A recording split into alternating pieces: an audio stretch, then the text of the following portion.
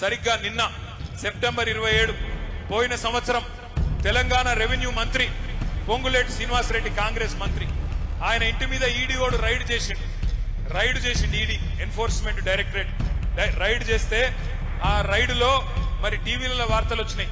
ఇంట్లోకి రెండు నోట్లను లెక్క పెట్టే మెషిన్లు పోతున్నాయి, పెద్ద పెద్ద మెషిన్లు పోతున్నాయి, గుట్టలుగా పైసలు ఉన్నట్టున్నాయి అని చెప్పి టీవీలలో వార్తలు వచ్చినాయి.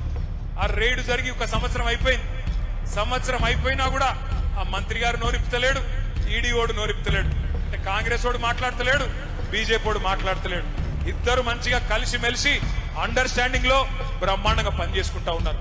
అందుకే గుర్తుపెట్టుకోండి, ఇక్కడ తెలంగాణలో ఉన్నది కాంగ్రెస్ ప్రభుత్వం కాదు, తెలంగాణలో ఉన్నది జాయింట్ వెంచర్ ప్రభుత్వం. కాంగ్రెస్ బీజేపీ కలిపి నడుపుతున్న ప్రభుత్వం తప్ప ఇది కాంగ్రెస్ ప్రభుత్వం కాదు. అందుకే రెండు పార్టీలను పొందబెట్టేందుకు మీకు అచ్చంపేటలోనే బ్రహ్మాండమైన అవకాశం ఉన్నది. స్థానిక